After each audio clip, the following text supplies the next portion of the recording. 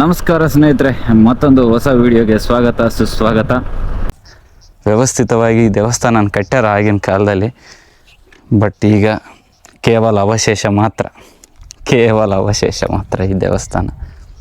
ನಾನಿವತ್ತು ಅಳಿದು ಉಳಿದು ಹೋಗಿರ್ತಕ್ಕಂಥ ಒಂದು ದೇವಸ್ಥಾನದ ಕಡೆ ಹೋಗ್ತಾ ಇದ್ದೀನಿ. ಇಲ್ಲೇ ನಮ್ಮೂರ ಪಕ್ಕದಲ್ಲಿರ್ತಕ್ಕಂಥ ಕ್ವಾಟಿ, ನಾವು ಅದನ್ನು ಆಡು ಭಾಷೆಯಲ್ಲಿ ಕ್ವಾಟಿ ಅಂತ ಕರಿತೀವಿ. ಅಟ್ಟಿ ಸಮೀಪ ಇರತಕ್ಕಂಥ ಆ ಊರಲ್ಲಿ ಒಂದು ದೇವಸ್ಥಾನ ಇದೆ. ಊರ ಹೊರಗೆ ತೀರಾ ಅಳಿವಿನಂಚಿಗೆ ಬಂದಿರತಕ್ಕಂಥ ದೇವಸ್ಥಾನನ ನೋಡಿಕೊಂಡು ಆ ದೇವಸ್ಥಾನದ ಕೆಲವು ವಿಶೇಷತೆಗಳನ್ನು ನಿಮ್ಗೆ ತೋರಿಸ್ಬೇಕನ್ನಿಸ್ತು. ಮಾಚು ಪಿಚ್ಚದಲ್ಲಿ ಅಲ್ಲಿನ ಕಟ್ಟಡಗಳು ಒಂದು ಹುಲ್ಕಡ್ಡಿನೂ ಹೋಗಲ್ಲ ಅಂತ ಹೇಳ್ತಾರೆ. ಅಲ್ಲಿ ಕಣ್ಣಾರೆ ಕಂಡ್ರೆ ಭಾಳ ದೊಡ್ಡದಾಗಿರ್ತಕ್ಕಂಥ ಗ್ಯಾಪ್ಗಳಾವ. ಬಟ್ ಈ ದೇವಸ್ಥಾನದಲ್ಲಿ ಇಂಟರ್ಲಾಕಿಂಗ್ ಸಿಸ್ಟಮಲ್ಲೇ ಕಟ್ಟ್ಯಾರ. ಒಂದು ಉಗುರು ಸಹ ಹೋಗ್ತಾ ಇಲ್ಲ, ನೀವು ನೋಡ್ತಾ ಇರ್ಬೋದು. ಉಗುರು ಸಹ ಹೋಗ್ತಾ ಇಲ್ಲ, ಅಷ್ಟೊಂದು ಗ್ಯಾಪ್ ಇಲ್ಲದೆ, ಅಷ್ಟೊಂದು ಕೂದಲು ಎಳೆಯ ಅಷ್ಟೊಂದು ಅಂತರ ಇದೆ ಅನಿಸುತ್ತೆ. ಸೊಗಸಾಗಿ ಇಂಟರ್ಲಾಕಿಂಗಲ್ಲಿ ಕಟ್ಟ್ಯಾರ. ಸೊ ದೂರದಿಂದ ನೋಡಿದರೆ ಈ ದೇವಸ್ಥಾನ ಇದು ಅಷ್ಟು ಕಲ್ಲು ಒಂದೇ ಅಂತ ಅನಿಸುತ್ತೆ. ಬಟ್ ಇದೆಲ್ಲ ದೇವಸ್ಥಾನದ ಕಲ್ಲುಗಳು ಬಿಡಿ ಬಿಡಿಯಾಗಿವೆ. ಇದೊಂದು ಭಾಗ. ಸೊ ಅವರು 1600 ಶತಮಾನದಲ್ಲಿ ಕಟ್ಟಿರೋರು ಮಾಚು ಪಿಚ್ಚುದಲ್ಲಿ. ಬಟ್ ನಾವು 11ನೇ ಶತಮಾನದಲ್ಲಿ ಇಂಟರ್ಲಾಕಿಂಗ್ ಸಿಸ್ಟಮಲ್ಲಿ ಇಷ್ಟೊಂದು ಮುಂದುವರೆದಿದ್ವಿ. ನೋಡ್ಬೋದು ಇಲ್ಲಿನೂ ಸಹ. ಸೊ ಸ್ವಲ್ಪ ದೇವಸ್ಥಾನ ಸರಿದಿರೋದಕ್ಕೆ ಈ ತರಹದ ಗ್ಯಾಪ್ಗಳು ಕಾಣ್ತಾ ಇವೆ. ದೂರದಿಂದ ನೋಡಿದರೆ ಯಾವ ರೀತಿಯ ಗ್ಯಾಪ್ ಸಹ ಕಾಣಲ್ಲ. ನಿಮಗೆ ಪರೀಕ್ಷೆ ಮಾಡಿಬಿಡೋಣ. ಇದು ಹುಲ್ಕಡ್ಡಿನೂ ಸಹ ಹೋಗಲ್ಲ. ಅಷ್ಟೊಂದು ಸೊಗಸಾಗಿ ಕಟ್ಟಿಂಗ್ ಮಾಡಿಬಿಟ್ಟು ಯಾವ ಗಾರೆ ಕೆಲಸನೂ ಇಲ್ಲದೆ ಮಾಡಿರ್ತಾರೆ. ಸೊ ನೋಡ್ಬೋದು, ಸರಿಯಾಗಿ ಕಾಣುತ್ತಿಲ್ಲ ವಿಡಿಯೋದಲ್ಲಿ. ಸೊ ಒಳಗಡೆ ಹೋಗ್ತಾನೇ ಇಲ್ಲ. ವಿಶೇಷವಾಗಿ ಈ ದೇವಸ್ಥಾನನ ಕಟ್ಟಿರ್ತಾರೆ. ಹೇಳ್ತೀನಲ್ಲ, ಅದೆಂಥ ತಲೆಗಳಿದು ನಮ್ಮ ದೇಶದಾಗ ಅಂದರೆ ಆಗಿನ ಕಾಲದಲ್ಲಿ. ಅವೆಲ್ಲ ಈಗ ಎಲ್ಲಿ ಹೋಗ್ಬಿಟ್ಟವೇನು. ಬ್ರಿಡ್ಜ್ ಕಟ್ತೀವಿ, 6 ತಿಂಗಳೂ ಇರಲ್ಲ. ಎಲ್ಲ ಸ್ವಾರ್ಥಿಗಳಾಗಿಬಿಟ್ಟೆ ನಾವು. ಯಾವುದೇ ಕ್ವಾಲಿಟಿ ಕನ್ಸ್ಟ್ರಕ್ಷನ್ ಇಲ್ಲ ಈಗಿನ ದಿನಗಳಲ್ಲಿ. ಆಗಿನ ದಿನಗಳಲ್ಲಿ ಎಷ್ಟೊಂದು ಸೊಗಸಾಗಿ ಕನ್ಸ್ಟ್ರಕ್ಷನ್ ಕಟ್ಟ್ಯಾರ ಗೊತ್ತಾ. ತಳಪಾಯ ಕೂಡ ಅಷ್ಟೇ ವಿಶೇಷ. ಕೆಳಗಡೆ ಗ್ರನೈಟ್ ಕಲ್ಲಿನಿಂದ ತಳಪಾಯನ ನಿರ್ಮಾಣ ಮಾಡಿ, ಮೇಲ್ಗಡೆ ಬಳಪದ ಕಲ್ಲಿನಿಂದ ನಿರ್ಮಾಣ ಮಾಡಿರ್ತಾರೆ.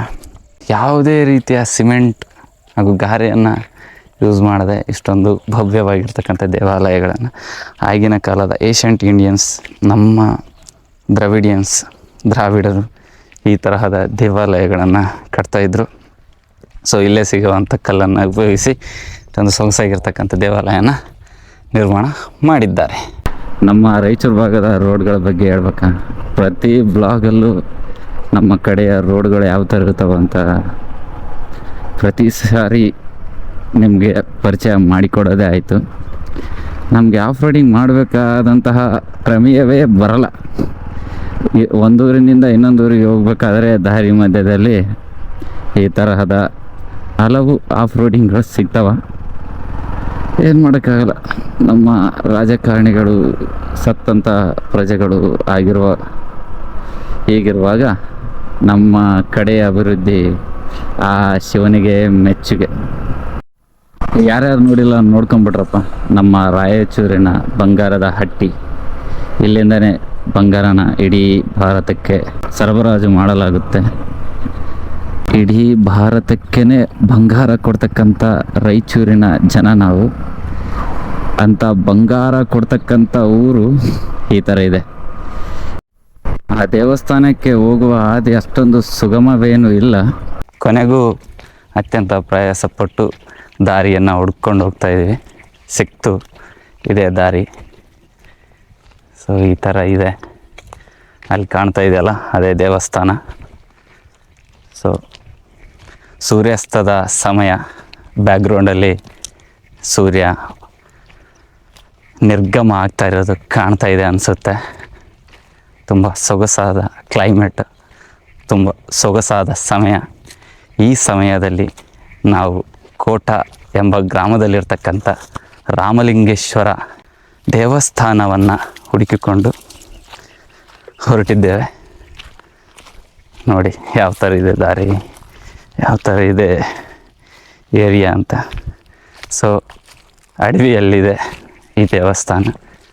ಸೊ ಇಂಥ ಅಡವಿಯಲ್ಲಿ ಆ ದೇವಸ್ಥಾನನ ಹುಡ್ಕೊಂಡು ಹೋಗ್ತಾಯಿದ್ದೀವಿ. ಈ ದೇವಸ್ಥಾನನ ಯಾವಾಗ ಕಟ್ಟಿದರು, ಯಾರು ಕಟ್ಟಿದರು ಅನ್ನೋ ಇತಿಹಾಸ ಅಲ್ಲಿ ಹೋಗ್ಬಿಟ್ಟು ನಾನು ಹೇಳ್ತೀನಿ. ಸೊ ಅಲ್ಲಿವರೆಗೂ ಈ ದಾರಿಯನ್ನು ಎಂಜಾಯ್ ಮಾಡಿ. ಯಾವ ಥರ ಇದೆ ಈ ದಾರಿ, ಯಾವ ಥರ ಇದೆ ಈ ಪ್ರದೇಶ. ಇಷ್ಟು ದೂರದಲ್ಲಿ ಆ ದೇವಸ್ಥಾನನ ಕಟ್ಟಲಿಕ್ಕೆ ನನಗನ್ಸಿದ ಮಟ್ಟಿಗೆ ಒಂದು ಕಾರಣ ಇದೆ. ಹಳೆಯ ಕಾಲದಲ್ಲಿ ಆ ಊರು ಕೋಟ ಎಂಬ ಊರು ಇಲ್ಲೇ ಇತ್ತು ಅನಿಸುತ್ತೆ, ಮೇ ಬಿ. ಸೊ ಹಾಗಾಗಿ ಇಲ್ಲೇ ಆ ದೇವಸ್ಥಾನ ಕಟ್ಟಿರ್ಬೋದು. ಯಾಕೆ ಇಲ್ಲೇ ಇತ್ತು ಅಂತ ಹೇಳ್ತಾ ಇದ್ದೀನಿ ಅಂದರೆ, ಇಲ್ಲೇ ಪಕ್ಕದಲ್ಲಿ ಕೆರೆ ಇದೆ, ಇದೇ ಕೆರೆ. ಸೊ ನೀರು ಎಲ್ಲಿರುತ್ತಾ ಅಲ್ಲಿ ನಾಗರಿಕತೆಯ ಬೆಳವಣಿಗೆ ಆಗುತ್ತಾ. ಇದೇ ನೋಡಿ ಕೋಟ. ಕೋಟೆಯಿಂದ ಈ ಊರಿಗೆ ಕೋಟ ಅಂತ ಹೆಸರು ಬಂದಿರ್ಬೋದು. ಈ ಊರಲ್ಲಿ ಸುತ್ತಲೂ ಕೋಟೆ ಇತ್ತು ಆಗಿನ ಕಾಲದಲ್ಲಿ, ಅದೀಗ ಸಂಪೂರ್ಣವಾಗಿ ನಶಿಸಿ ಹೋಗ್ಯದ. ಉಳಿದ ಅವಶೇಷಗಳು ಅಲ್ಲಲ್ಲಿ ಕಾಣ್ತವೆ. ಅಲ್ಲಿ ನಿಮ್ಗೆ ಕಾಣ್ಬೋದು ದ್ವಾರ ಬಾಗಿಲು. ಸೊ ಈ ಊರಲ್ಲಿ ಯಾವ ರಾಜ ಮನೆತನ ಆಳಿದೆ ಅಂತ ನನಗೂ ಸರಿಯಾಗಿ ಗೊತ್ತಿಲ್ಲ. ಮುಂದೊಂದಿನ ತಿಳ್ಕೊಂಡು ನಿಮಗೆ ಈ ಊರಿನ ಸಂಪೂರ್ಣ ಮಾಹಿತಿಯನ್ನು, ಇತಿಹಾಸವನ್ನು ತಿಳಿಸಿಕೊಡ್ತೇನೆ. ಸೊ ಸಿಂಧು ನಾಗರಿಕತೆ, ಮೆಸೊಪೊಟೇಮಿಯನ್ ನಾಗರಿಕತೆ, ಅತ್ಯಂತ ಪುರಾತನವಾಗಿರ್ತಕ್ಕಂಥ ಎಲ್ಲ ನಾಗರಿಕತೆಗಳು ನದಿಯ ದಡದಲ್ಲಿ, ನದಿಯ ಪಕ್ಕದಲ್ಲೇ ಉದಯಿಸಿ ಅಳೆದು ಹೋಗಿರ್ತಕ್ಕಂಥ ನಿದರ್ಶನಗಳು ತುಂಬ ಇವೆ. ಕೋಟೆ ಅಪಭ್ರಂಶಗೊಂಡು ಕೋಟ ಆಗಿದೆ ಈ ಊರು. ಸೊ ಕೋಟದಿಂದ ಅಮರೇಶ್ವರ ಹೋಗುವ ದಾರಿಯಲ್ಲಿ ಈ ದೇವಸ್ಥಾನ ಬರುತ್ತೆ. ಗುಡಿಗೆ ಹೋಗಲಿಕ್ಕೆ ದಾರಿ ಸಿಗ್ತಾ ಇಲ್ಲ. ಹೆಂಗೆ ಹೋಗ್ಬೇಕಾ? ಹಾಂ, ಮನೆ ಕಾಣತ್ತಲ್ಲ, ಅಲ್ಲಿ ನಿಂದಿರ್ಸಿ ಹಿಂಗೆ ನಡ್ಕೊಂತ ಹೋಗ್ಬೇಕು. ಹೌದಾ? ಅಲ್ಲಿ ಗಾಡಿ ಹೋಗಲ್ಲ? ಹೋಗುತ್ತೆ, ಆದ್ರೆ ಕಷ್ಟ. ನೇಗಿಲ್ ಕೈಯಲ್ಲಿ ಹೊಡೆದಿರ್ತಾರೆ, ಇದು ಹೊಡೆದಿರ್ತಾರೆ, ಈಗ ಮಡಿ ಕೊಡಿರ್ತಾರೆ. ಹಿಂಗೆ ಹೋಗಮ್ಮ, ನಡೀತಲ್ಲ. ಗುಡಿ ರಾಮಲಿಂಗೇಶ್ವರ, ರೈಟ್.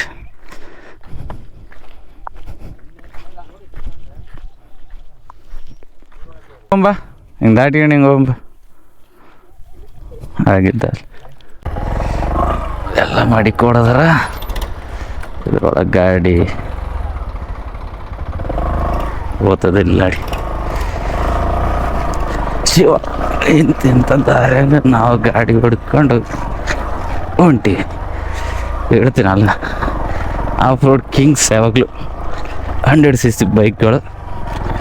ಇಷ್ಟೆಲ್ಲ ಕಷ್ಟಪಟ್ಟು ವಿಡಿಯೋ ಮಾಡಬೇಕು. ದಾರಿ ಇಲ್ಲದೆ ಇರೋ ಕಡೆ ಎಲ್ಲ ದಾರಿ ಮಾಡಿಕೊಂಡು ಹೋಗಬೇಕು. ಇದೇನು ಕಲ್ಲು, ಕಪ್ಪು ಕಲ್ಲು, ಬಸಾಲ್ಟ್ ಕಲ್ಲು ಥರ ಕಾಣುತ್ತಾ? ಏನೋ ಗೊತ್ತಿಲ್ಲ ಈ ಕಲ್ಲು ಯಾವುದಂತ. ಈ ಕಲ್ಲಿನಿಂದ ದೇವಸ್ಥಾನ ನಿರ್ಮಿಸಿದ್ದಾರೋ ಏನೋ, ಅದನ್ನು ಅಲ್ಲಿ ಹೋಗ್ಬಿಟ್ಟು ನೋಡೋಣ. ಸಾಕಷ್ಟು ಕಲ್ಲಿನ ಹೆಬ್ಬಂಡೆಗಳು ಇಲ್ಲಿ ಕಾಣ್ತವ, ನೀವು ನೋಡ್ಬೋದು. ಇದು ಒಂದೇ ದೊಡ್ಡ ಬಂಡೆ ಥರ ಇದೆ. ಸಕ್ಕತ್ತಾಗಿರ್ತಕ್ಕಂಥ ಪ್ರದೇಶ. ನಂದೇನಾರು ಎಕ್ಸ್ಪಲ್ಸ್ ಇದ್ದರೆ ಇಲ್ಲಿಗೆ ಬಂದುಬಿಡ್ತಿದ್ದೆ ಬೈಕ್ ತಗೊಂಡು. ಸೊ ಅನ್ಫಾರ್ಚುನೇಟ್ಲಿ ನಂದು ಪ್ಲಾಟಿನ, ಹಾಗಾಗಿ ಅಲ್ಲೇ ನಿಲ್ಲಿಸ್ಬಿಟ್ಟು ಬಂದೆ. ನೋಡಿಬಿಡಿ ಎಷ್ಟು ಚೆನ್ನಾಗೈತೆ ಈ ಪ್ರದೇಶ. ಕೆರೆ ಪಕ್ಕದಲ್ಲಿ ದೇವಸ್ಥಾನದ ಶಿಲ್ಪಗಳು ಕೈ ಬೀಸಿ ಕರೆಯಕತ್ತವು. ಬಾಬಾಚಿನ ನೋಡು, ವಿವರಿಸು ಅಂತ. ದೇವಾಲಯದ ಮೇಲಿನ ಕೆತ್ತನೆಗಳು ತುಂಬ ವಿಶೇಷವಾಗಿದೆ ಗುರು ಈ ದೇವಸ್ಥಾನ. ನಿಜ ಹೇಳ್ಬೇಕಂದ್ರೆ ನಮ್ಮ ಭಾಗದ ಎಲ್ಲ ದೇವಸ್ಥಾನಗಳು ಸಾಕಷ್ಟು ಗ್ರಾನೈಟ್ ಕಲ್ಲಿನಿಂದ ನಿರ್ಮಾಣ ಆಗಿರ್ತವೆ. ಬೃಹದಾಕಾರವಾಗಿರ್ತಕ್ಕಂಥ ಈ ಹೆಬ್ಬಂಡೆಯ ಮೇಲೆ ಆ ದೇವಸ್ಥಾನನ ನಿರ್ಮಾಣ ಮಾಡ್ಯಾರ. ಸೊ ಮೇಣದ ಕಲ್ಲು, ಬಳಪದ ಕಲ್ಲಿನಿಂದ ಸಂಪೂರ್ಣವಾಗಿ ಈ ದೇವಸ್ಥಾನನ ನಿರ್ಮಾಣ ಮಾಡಿರುತ್ತಾರೆ. ನೋಡಿಬಿಡಿ, ಇಲ್ಲೇ ಸಿಗ್ತಕ್ಕಂಥ ಇದೇ ಕಲ್ಲಿನಿಂದ ಈ ದೇವಸ್ಥಾನ ನಿರ್ಮಾಣ ಮಾಡಿದ್ದು ಮೇಲ್ನೋಟಕ್ಕೆ ಕಾಣದೇನು, ಸಂಪೂರ್ಣವಾಗಿ ಇದೇ ಕಲ್ಲಿನಿಂದ ಈ ದೇವಸ್ಥಾನನ ನಿರ್ಮಾಣ ಮಾಡ್ಯಾರ ಅನ್ಸುತ್ತೆ. ಪಾಚಿ ಕಲ್ಲು, ಹಸಿರು ಕಲ್ಲಿನಿಂದ ಈ ದೇವಸ್ಥಾನನ ನಿರ್ಮಾಣ ಮಾಡ್ಯಾರ. ನೋಡ್ಬೋದು ಯಾವ ಥರ ಇದೆ ಅಂತ. ವಾವ್, ತುಂಬ ಸೊಗಸಾಗಿ ಕಾಣ್ತಾ ಇದೆ. ಯಾವ ಕೆತ್ತನೆಗಳು ಸಹ ಇದುವರೆಗೂ ಹಾಳಾಗಿಲ್ಲ. ಗೋಪುರ ಒಂದು ಬಿಟ್ಟು ಎಲ್ಲ ಕೆತ್ತನೆಗಳು ತುಂಬ ಸೊಗಸಾಗಿ ಕಾಣುತ್ತೆ. ನವರಂಗ ಮಾತ್ರ ಗ್ರಾನೈಟ್ ಕಲ್ಲಿನಿಂದ ನಿರ್ಮಾಣ ಮಾಡ್ಯಾರ. ಸೊ ದೇವಸ್ಥಾನದ ಒಳಗಡೆ ಹೋಗೋಣ ಬನ್ನಿ, ಯಾವ ಥರ ಇದೆ ಅಂತ ನೋಡೋಣ. ಸೊ ಸ್ನೇಹಿತರೆ, ನಾವಿವತ್ತು ಕೋಟ ಗ್ರಾಮದ ಊರ ಹೊರಗಿರ್ತಕ್ಕಂಥ ರಾಮಲಿಂಗೇಶ್ವರ ದೇವಸ್ಥಾನಕ್ಕೆ ಬಂದಿವಿ. ಇದು ಸುಮಾರು 11ನೇ ಶತಮಾನದಲ್ಲಿ ಕಲ್ಯಾಣಿ ಚಾಲುಕ್ಯರ ಕಾಲದಲ್ಲಿ ನಿರ್ಮಾಣವಾಗಿರ್ತಕ್ಕಂಥ ದೇವಸ್ಥಾನ. ಈ ದೇವಸ್ಥಾನದ ಎಡಗಡೆ ಒಂದು ಶಾಸನವನ್ನು ನಾವು ಕಾಣ್ಬೋದು. ಈ ಶಾಸನದಲ್ಲಿ ಬರಹಗಳು ಸಂಪೂರ್ಣವಾಗಿ ಅಳಿಸಿ ಹೋಗ್ಯವ. ಕಾರಣ ಇದು ತುಂಬ ಮಿದುವಾಗಿರ್ತಕ್ಕಂಥ ಕಲ್ಲು, ಹಾಗಾಗಿ ಈ ಕಲ್ಲಿನ ಮೇಲಿನ ಬರಹಗಳು ಅಳಿಸಿ ಹೋಗ್ಯವ. ಹಾಗಾಗಿ ಈ ದೇವಸ್ಥಾನ ಯಾರು ಕಟ್ಟಿಸಿದ್ರು, ಯಾಕೆ ಕಟ್ಟಿಸಿದ್ರು ಆ ಶಾಸನ ಇದ್ದರೆ ತಿಳಿತಿತ್ತು. ಆ ಶಾಸನ ಇಲ್ಲದೆ ಇರೋ ಕಾರಣ ನಮಗೇನು ಕಾಣ್ತಾ ಇಲ್ಲ. ಸೊ ಈ ದೇವಸ್ಥಾನ ಈ ಥರ ಇದೆ ನೋಡಲಿಕ್ಕೆ. ಸಂಪೂರ್ಣವಾಗಿ ದಾಳಿಕೋರರಿಂದ ಹಾಳಾಗಿಲ್ಲ, ಇದು ನಿಧಿಗಾಳರಿಂದ ಹಾಳಾಗೋಗ್ಬಿಟ್ಟದ. ಇಲ್ಲಿ ಬಂದು ಈ ದೇವಸ್ಥಾನಕ್ಕೆ ದಾಳಿನೂ ಆಗಿಲ್ಲ ಅನಿಸುತ್ತೆ. ಈ ದೇವಸ್ಥಾನನ 11ನೇ ಶತಮಾನದಲ್ಲಿ ಕಟ್ಟ್ಯಾರ ಅನ್ನೋಕ್ಕೆ ಒಂದು ಕಾರಣ ಏನಪ್ಪ ಅಂದರೆ ಈ ದೇವಸ್ಥಾನದ ವಾಸ್ತುಶಿಲ್ಪ ಅಷ್ಟೊಂದು ಚೆನ್ನಾಗಿದೆ. ಹಾಗೂ 11ನೇ ಶತಮಾನದಲ್ಲಿ ನಿರ್ಮಾಣವಾಗಿರ್ತಕ್ಕಂಥ ಎಲ್ಲ ದೇವಸ್ಥಾನಕ್ಕೆ ಹೋಲಿಕೆ ಆಗುತ್ತೆ. ಸೊ ಬನ್ನಿ ನೋಡೋಣ, ಒಳಗಡೆ ಗರ್ಭಗುಡಿಯ ಒಳಗಡೆ ಹೋಗೋಣ. ಸೊ ನವರಂಗ ಅಂತರಾಳ ಗರ್ಭಗುಡಿ. ಈ ಗರ್ಭಗುಡಿಯ ಮೇಲ್ಛಾವಣಿ ಯಾವಾಗ ಬೀಳುತ್ತೋ ಗೊತ್ತಿಲ್ಲ, ನನ್ನ ಮೇಲೆ ಬೀಳಂಗೈತೆ ಒಳಗಡೆ ಹೋದರೆ. ಸೊ ಅಷ್ಟೊಂದು ಹಾಳಾಗಿ ಹೋಗ್ಬಿಟ್ಟದ. ಯಾವುದೇ ರೀತಿಯ ರಕ್ಷಣೆ ಈ ದೇವಸ್ಥಾನಕ್ಕಿಲ್ಲ. ಊರ ಹೊರಗಿದ್ದ ಕಾರಣ ಸಂಪೂರ್ಣವಾಗಿ ದೇವಸ್ಥಾನ ಹಾಳು ಬಿದ್ದೋಗಿಬಿಟ್ಟದ. ಈ ದೇವಸ್ಥಾನಕ್ಕೆ ಪೂಜೆನೂ ಸಹ ನಡೆಯಲ್ಲ ಅನಿಸುತ್ತೆ. ಸೊ ಗರ್ಭಗುಡಿಯ ಒಳಗಡೆ ಹೋಗೋಣ ಬನ್ನಿ. ಮುಳುಗಡೆ ಚೆನ್ನಾಗಿ ಇವತ್ತೊಂದಿನ ಎದ್ಬಿಡು. ಈ ಗರ್ಭಗುಡಿಯ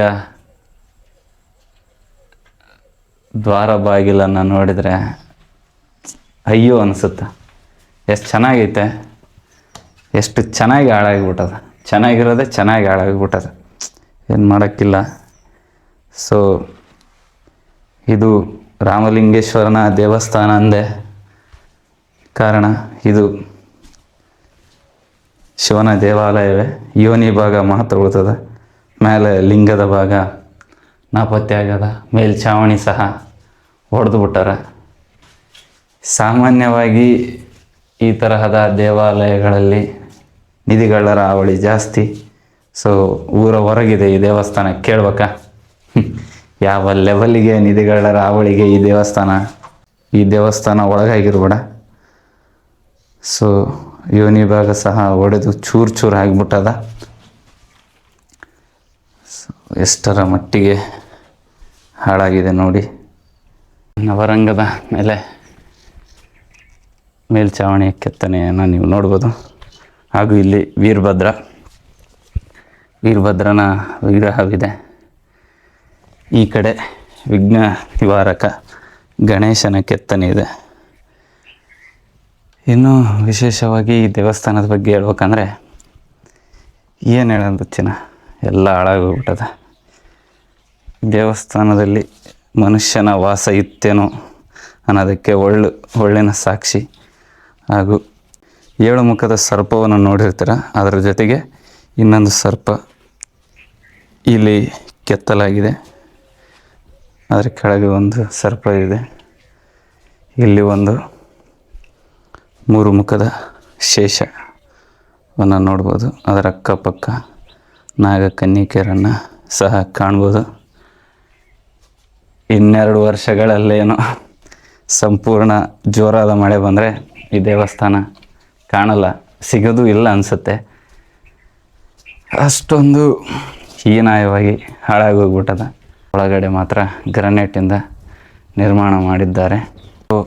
ನಾನು ಸಾಕಷ್ಟು ದೇವಾಲಯಗಳು ಕಲ್ಯಾಣಿ ಚಾಲುಕ್ಯರ ಕಾಲದ್ದು, ಕಲ್ಯಾಣಿ ಚಾಲುಕ್ಯರ ಅರಸರು ನಿರ್ಮಾಣ ಮಾಡಿದ್ದಾರೆ ಅಂತ ಭಾಳಷ್ಟು ನನ್ನ ಪ್ರೀವಿಯಸ್ ವಿಡಿಯೋದಲ್ಲಿ ವ್ಲಾಗಲ್ಲಿ ಹೇಳಿದ್ದೇನೆ. ಸಾಕಷ್ಟು ದೇವಾಲಯಗಳನ್ನು ಸಹ ತೋರಿಸಿದ್ದೇನೆ. ಕಲ್ಯಾಣಿ ಚಾಲುಕ್ಯರ ಬಗ್ಗೆ ಒಂದು ಪಕ್ಷಿ ನೋಟ. ಸಾಮಾನ್ಯ ಶಕ 973ರಲ್ಲಿ ಕಲ್ಯಾಣಿ ಚಾಲುಕ್ಯರು ಬೆಳಕಿಗೆ ಬರ್ತಾರೆ. ತಮ್ಮ ಸಾಮ್ರಾಜ್ಯನ ಸ್ವತಂತ್ರ ಎಂದು ಘೋಷಿಸಿಕೊಳ್ತಾರೆ. ಈ ಕಲ್ಯಾಣಿ ಚಾಲುಕ್ಯರ ಸ್ಥಾಪಕ ಯಾರಪ್ಪ ಅಂದರೆ 2ನೇ ತೈಲಪ. ಕವಿ ಚಕ್ರವರ್ತಿ ರನ್ನನಿಗೆ ಆಶ್ರಯ ನೀಡಿರ್ತಕ್ಕಂಥ ಈ ಕಲ್ಯಾಣಿ ಚಾಲುಕ್ಯರು. ಈ ಕಲ್ಯಾಣಿ ಚಾಲುಕ್ಯರಲ್ಲಿ ಸುಪ್ರಸಿದ್ಧ ದೊರೆ ಯಾರಪ್ಪ ಅಂದರೆ ವಿಕ್ರಮಾದಿತ್ಯ, 6ನೇ ವಿಕ್ರಮಾದಿತ್ಯನ ಕಾಲದಲ್ಲಿ ಈ ಕಲ್ಯಾಣಿ ಚಾಲುಕ್ಯರು ಸಾಕಷ್ಟು ಯುದ್ಧಗಳನ್ನು ಗೆದ್ದು ಸಾಕಷ್ಟು ಪ್ರದೇಶವನ್ನು ಆಳ್ತಾ ಇರ್ತಾರೆ. ಇನ್ನಷ್ಟು ಮಾಹಿತಿ ಬೇಕಂದರೆ ಕಾಮೆಂಟ್ ಮಾಡಿ, ನೆಕ್ಸ್ಟ್ ವಿಡಿಯೋದಲ್ಲಿ ತಿಳಿಸಿಕೊಡ್ತೀನಿ ಕಲ್ಯಾಣಿ ಚಾಲುಕ್ಯರ ಬಗ್ಗೆ. ಇದು ಕಲ್ಯಾಣಿ ಚಾಲುಕ್ಯರ ಬಗ್ಗೆ ಸ್ವಲ್ಪ ಪಕ್ಷಿ ನೋಟ. ನಾವಿಲ್ಲಿ ಇನ್ನೊಂದು ವಿಶೇಷವಾಗಿ ನೋಡ್ಬೋದು, ಚೆಕ್ ಡ್ಯಾಮ್ ಟೈಪು ನಿರ್ಮಾಣ ಮಾಡಿರ್ತಾರೆ. ಇಲ್ಲಿ ಬರುವ ಹಳ್ಳದ ನೀರು ಇಲ್ಲೇ ನಿಂತ್ಕೊಂಡು ಸಂಗ್ರಹವಾಗಿ ಇಲ್ಲಿನ ಅಂತರ್ಜಾಲ ಹೆಚ್ಚಾಗಲಿ ಅಂದ್ಬಿಟ್ಟು ಈ ಸ್ಥಳದಲ್ಲಿ ಒಂದು ಚೆಕ್ ಡ್ಯಾಮನ್ನು ನಿರ್ಮಾಣ ಮಾಡಿರ್ತಾರೆ. ಹಾಗೂ ದೇವಾಲಯದ ಗೋಪುರದ ಮೇಲಿರ್ತಕ್ಕಂಥ ಅವಶೇಷಗಳು ಕೆಳಗಡೆ ಒಮ್ಮೆಲೆ ಮಳೆಗೆ ಸಿಲುಕಿ ಬಿದ್ದವೇನೋ ಅಂತ ಅನಿಸುತ್ತೆ. ಸೊ ಈ ದೇವಸ್ಥಾನ ಇಂಟರ್ಲಾಕಿಂಗ್ ಸಿಸ್ಟಮಲ್ಲಿ ಕಟ್ಟಿದರೂ ಸಹ ಇದು ಹಳ್ಳದ ದಂಡಿಗೆ ಇದ್ದ ಕಾರಣ ನೀರಿನ ಹೊಡೆತಕ್ಕೆ ಸೆಳೆತಕ್ಕೆ ಈ ತರಹದ ಕಲ್ಲುಗಳನ್ನು ಹೊಂದಿಸಿ ಈ ದೇವಸ್ಥಾನನ ನಿರ್ಮಾಣ ಮಾಡಿರ್ತಾರೆ. ಸೊ ಈ ಹಳ್ಳದ ಹೊಡೆತಕ್ಕೆ ಕಲ್ಲುಗಳು ಸರಿದು ದೂರವಾದ ಮೇಲೆ ಈ ದೇವಸ್ಥಾನದ ಪಶ್ಚಿಮ ಭಾಗದ ಸಂಪೂರ್ಣ ಭಾಗ ಕೆಳಗೆ ಬಿದ್ದದ. ಸೊ ಅದರ ಜೊತೆಗೆ ಗೋಪುರನೂ ಸಹ ಕೆಳಗೆ ಬಿದ್ದದ. ಸೊ ಗೋಪುರದ ಮೇಲಿನ ಕೆಲವು ಕೆತ್ತನೆಗಳು, ಕೆಲವು ಕಲಾಕೃತಿಗಳು ಅದು ಹೇಗಿದೆಯೋ ಹಾಗೆ ಕೆಳಗೆ ಬಿದ್ದದ. ಅಷ್ಟೊಂದು ಕಷ್ಟ ಅನಿಸುತ್ತೆ ಹೇಳೋಕ್ಕೆ. ಇದು ನೋಡಿಬಿಟ್ರೆ ಏನು ಮಾಡೋಕ್ಕಾಗಲ್ಲ. ಸಂಪೂರ್ಣವಾಗಿ ದೇವಸ್ಥಾನ ಹಾಳಾಗಿಬಿಟ್ಟದ. ಏನು ಮಾಡೋದು? ತುಂಬ ಸೊಗಸಾಗಿ ಇದೆ ಈ ದೇವಸ್ಥಾನದ ಮೇಲಿನ ಕಲಾಕೃತಿಗಳೆಲ್ಲವೂ. ಸೊ ನಾನು ಇಲ್ಲಿ ತೋರಿಸ್ತೀನಿ ನಿಮಗೆ ಎಷ್ಟು ಸೂಕ್ಷ್ಮವಾಗಿ ಒಂದು ಕೆತ್ತನೆಯನ್ನು ಕೆತ್ತಿದ್ದಾರೆ ಅಂದರೆ. ಇದರ ಕಂಬ ಸಣ್ಣದಾಗಿ ಕಂಬ ಕೆತ್ತಿದ್ದಾರೆ. ಕಂಬದ ಮೇಲೆ ಒಂದು ಹೂವಿನ ಚಿತ್ರವನ್ನು ಬಿಡಿಸಿದ್ದಾರೆ. ಸೊ ಈ ಭಾಗ ಸಂಪೂರ್ಣವಾಗಿ ಹಾಳಾಗಿಬಿಟ್ಟದ. ಸೊ ಏನು ಮಾಡೋಕ್ಕಾಗಲ್ಲ. ಕಾಲನ ಹೊಡೆತಕ್ಕೆ ಎಲ್ಲವೂ ಹಾಳಾಗಿ ಹೋಗ್ಬಿಡುತ್ತೆ. ಸಮಯ ಏನು ಮಾಡೋಕ್ಕಾಗಲ್ಲ. ಸಮಯ ಎಲ್ಲವನ್ನು ತನ್ನ ಒಡಲಿನಲ್ಲಿ ಹಾಕಿಕೊಂಡು ಏನೂ ಆಗದೆ ಇರೋ ಥರ ಮರೆಮಾಚಿ ಮುಂದಕ್ಕೆ ಸಾಗ್ತಾ ಇರುತ್ತೆ. ಈ ದೇವಾಲಯದ ಹಿಂಭಾಗದಲ್ಲಿ ಶಿವ ಪಾರ್ವತಿಯರ ಕೆತ್ತನೆಯನ್ನು ನಾವು ನೋಡ್ಬೋದು. ಸಂಪೂರ್ಣವಾಗಿ ಹಾಳಾಗ್ಯದ. ಶಿವ ಪಾರ್ವತಿ, ಇದು ನಂದಿ. ಸೊ ಅದಕ್ಕೆ ಈ ಹೊಲಕ್ಕೆ ಬರುವ ಗ್ರಾಮಸ್ಥರು ಪೂಜೆ ಮಾಡಿರ್ತಾರೆ. ಅಮರ ಮಧುರ ಪ್ರೇಮಿಗಳು, ಭಗ್ನ ಪ್ರೇಮಿಗಳು ಸಾಕಷ್ಟು ಕಲಾಕೃತಿಗಳನ್ನು ಕೆತ್ತಿ ಹೋಗ್ಯಾರ. ಇಂಥ ದೇವಸ್ಥಾನನೇ ಬೇಕಾ ಬರೆಯೋಕೆ ನಿಮ್ಗೆ? ಏನು ಮಾಡ್ತೀರ, ಹೋಗ್ಲಿ ಬಿಡಿ. ಸಾಕಷ್ಟು ಪುರಾತನ ದೇವಾಲಯಗಳು ಯಾವ ಗಾರೆ ಕೆಲಸ ಇಲ್ಲದೆ ಕಲ್ಲಿನಲ್ಲೇ ಇಂಟರ್ಲಾಕಿಂಗ್ ಸಿಸ್ಟಮಲ್ಲಿ ಕಟ್ತಾಯಿದ್ರು.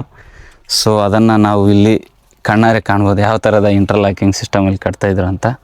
ಸೊ ಇದು ಒಳಗಡೆ ಜಾಯಿಂಟು ಈ ಥರ ಒಳಗಡೆ ಹೋಗ್ಬಿಟ್ಟು ಇದೊಂದು ಪೀಸ್ ಹಿಂಗೆ ಕಟ್ ಮಾಡಿ ಇದ್ರ ಒಳಗೆ ಹಿಂಗಿಟ್ಟು ಇದನ್ನು ಕಟ್ ಮಾಡಿ ಇದನ್ನು ಮೇಲೆ ಇಟ್ಟು ಇದನ್ನ ಹಿಂಗೆ ಸರಿಸ್ಬಿಟ್ರೆ ಆಯ್ತು, ಇಂಟರ್ಲಾಕಿಂಗ್ ಆಗಿಬಿಡುತ್ತೆ. ಯಾವುದೇ ಕಾರಣಕ್ಕೂ ಬೀಳುವ ಮಾತೇ ಇಲ್ಲ. ಬಟ್ ಏನು ಮಾಡ್ತೀರಾ, ಇದೆಲ್ಲ ಹಾಳಾಗಿ ಹೋಗ್ಬಿಟ್ಟದು.